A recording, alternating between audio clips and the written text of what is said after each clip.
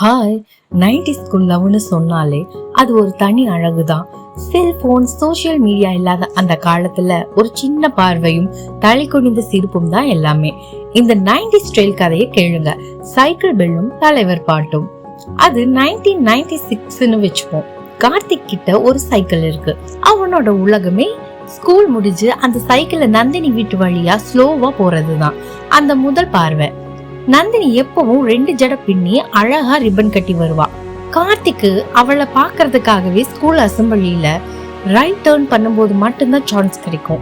அவனோட ஃப்ரெண்ட்ஸ் எல்லாரும் டே உன் ஆளு போறாண்டான்னு கலாய்க்கும் போது கார்த்திக்கு முகமெல்லாம் செவந்து போயிடும்.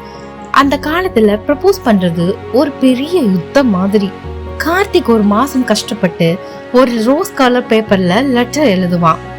அவளோட ஜாமெண்ட்ரி பாக்ஸுக்குள்ள திருட்டுத்தனமா வைக்கிறதுக்குள்ள அவனுக்கு எக்ஸாம் ஃபீவரே வந்துடும். லெட்டர் படிச்சுட்டு அடுத்த நாள் ஸ்கூல்ல நந்தினி தலைய நிமிர்ந்து பார்த்து ஒரு சின்ன சிரிப்பு சிரிச்சா அதுதான் கிரீன் சிக்னல். அப்பதான் வாக்மேன்ல புது வெள்ளை மழைன்னு பாட்டு காதுல கேக்கும். ஸ்கூல் கிரவுண்ட்ல முன்னாடி பெஞ்ச்ல மீரா இருப்பா, பின்னாடி கார்த்திக் இருப்பா.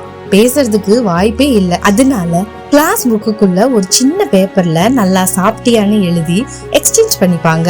சில நேரம் சைக்கிள்ல வரும்போது செயின் கலந்த மாதிரி நடிப்பான் கார்த்திக். நந்தினி மெல்ல கிராஸ் பண்ணும்போது பார்த்து போன்னு சொல்ற அந்த வார்த்தை, அந்த 2 வார்த்தை தான் அவனுக்கு அந்த வருஷத்தோட பெரிய அவார்ட்.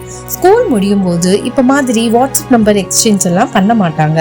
அதனால அவங்க லேண்ட்லைன் நம்பர்ல ஒரு சின்ன பேப்பர்ல எழுதி கொடுப்பாங்க. 9 மணிக்கு மேல யாரும் இல்லாதப்ப கால் பண்றேன்னு சொல்லி லேண்ட்லைன் போன் கிட்ட காத்து கிடப்பாங்க. அது ஒரு கனவு காலம். இந்த 90s வைப் உங்களுக்கு பிடிச்சிருக்கா?